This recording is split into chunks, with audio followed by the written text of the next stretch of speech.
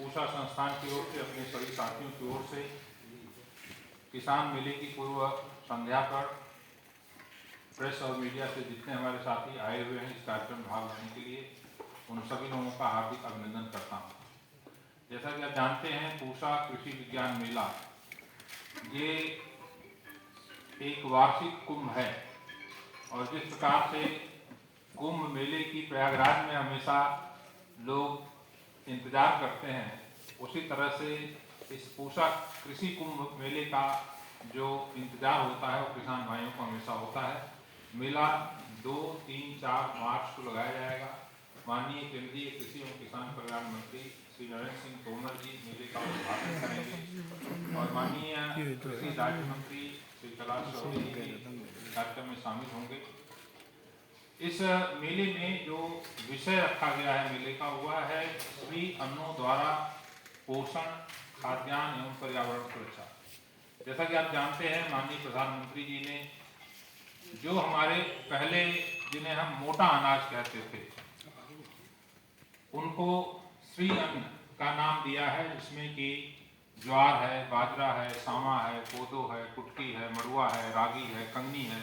ये तमाम करीब 8 तरह के जो मिलेट्स हैं उनको श्री अन्न के समूह में रखा गया है।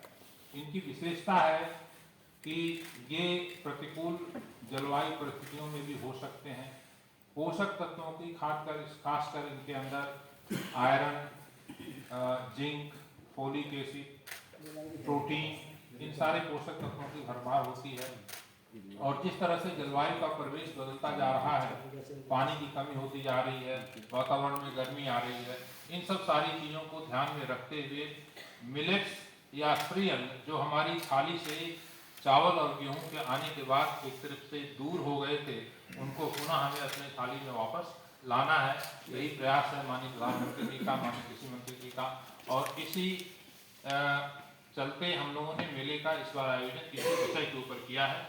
इसमें जितने मिलेट से संबंधित स्टेक होल्डर हैं, फार्म टू फोर्क, खेत से लेकर के और चम्मच तक, यानी कि हम खाने तक जो है श्रृंखला में जितने लोग आते हैं, किसान से शुरुआत होती, अनुसंधान से शुरुआत होती है, फिर बीज बनता है, फिर किसान के बीज पास जाता है, किसान उत्पादन करता है, उत्पादन मंडी में आता है, किसान को उसका उचित मूल्य मिलना चाहिए, तभी इन सारी चीज़ों का आगे प्रोत्साहन होगा, बढ़ेगा।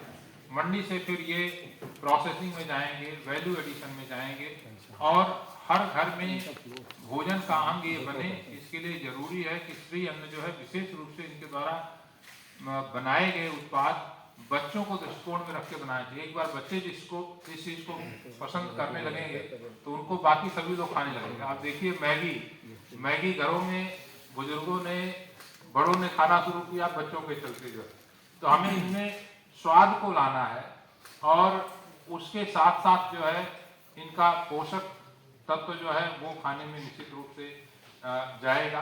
तो इसके ऊपर हम लोग विशेष ध्यान दे रहे हैं। इसमें जितने स्टेक होल्डर्स हैं, खासकर स्टार्टअप्स जो काम कर रहे हैं, फार्मर्स प्रोड्यूसर्स ऑर्गेनाइजेशन जो एग्रीगेशन का काम कर रहे हैं, बड़ी मात्रा में श्री अन्न उत्पादन कर रहे हैं, उनको फिर स्टार्टअप के साथ जोड़ करके किस तरह से जो फार्मर प्रोड्यूसर्स ऑर्गेनाइजेशन हैं उनकी समस्याएं जो हैं उनको स्टार्टअप के माध्यम से कैसे हल कर सके, उन दोनों को एक प्लेटफॉर्म पे लाने का काम हम लोग इसमें कर रहे हैं।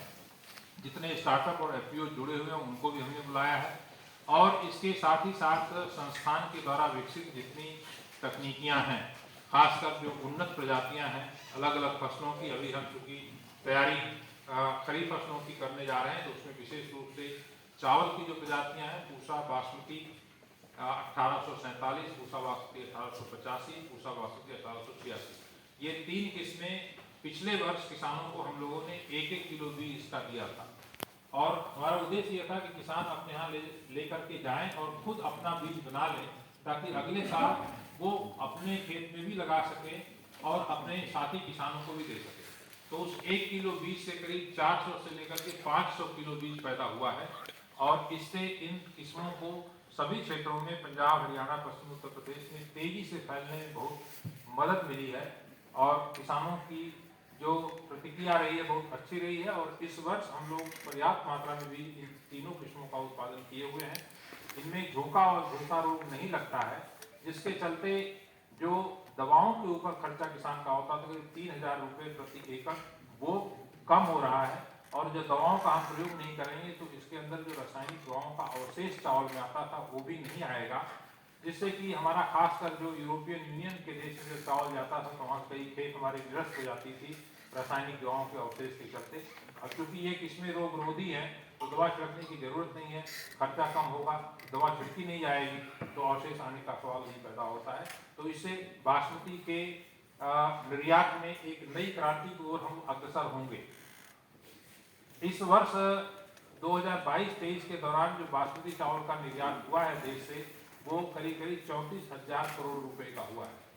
इतना अधिक मात्रा में कभी निर्यात पीछे नहीं हुआ था। और इसमें पूसा संस्थान की किस्मों का योगदान करीब 98% है जो पूसा संस्थान के द्वारा विकसित किस्में हैं, चाहे वो पूसा बासमती 1121 हो, पूसा बासमती 1509 हो, 1401 हो, 1692 हो, 1847, 1885, 1886, 1718, ये सारी किस्में बहुत महत्वपूर्ण भूमिका निभा रही हैं।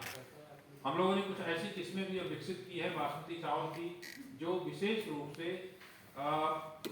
खरपतवार नाशी दवाओं के प्रतिरोधी क्षमता है। तो धान की सीधी बिजाई में इन किस्मों की बहुत महत्वपूर्ण भूमिका आगे वाले दिनों में होगी।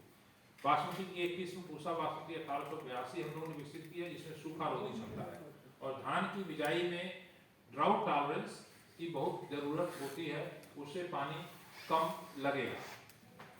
तो इसके साथ ही साथ तकनीकी ज्ञान हम किसानों को देंगे और मिलेट के ऊपर जितने संस्थान देश में काम कर रहे हैं, चाहे वो Indian institute of millet research हो, चाहे दक्षिण भारत की जो कृषि विश्वविद्यालय है, अल्मोड़ा का संस्थान है जहाँ पर मिलेट में विशेष रूप से शोध कार्य होता है, उन सभी लोगों को हमने बुलाया है।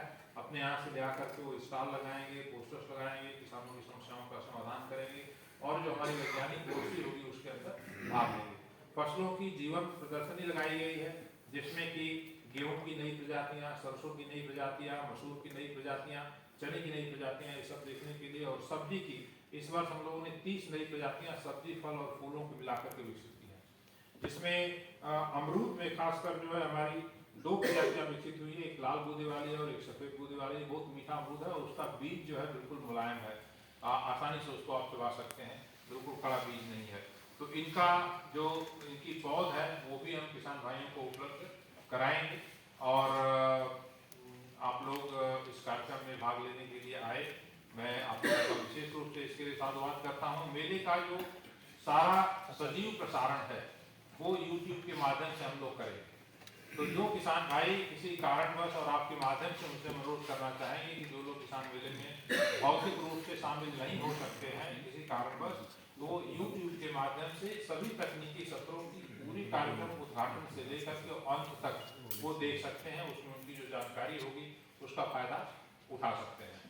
तो इस तरह से ये हमारा जो है इस साल का मौसम भी अभी तक बहुत अच्छा चल रहा है। हल्की थोड़ी सी आज उम्मीद थी कि बरसात होने की थी, लेकिन वो हमारी समझ से ऐसी कोई बड़ी समस्या नहीं है। और खासकर हमारा मेला पूरी तरह से सुरक्षित है। हम लोगों ने सभी हैंगर्स के अंदर स्टॉल लगाए हुए हैं। तो किसान भाइयों से सबसे अनुरोध है कि आप आएँ और मेले में अच्छी तरह से भाग लें और जो भी जानकारी आपको दी जाती है उसका फायदा उठाएं। बहुत बहुत धन्यवाद।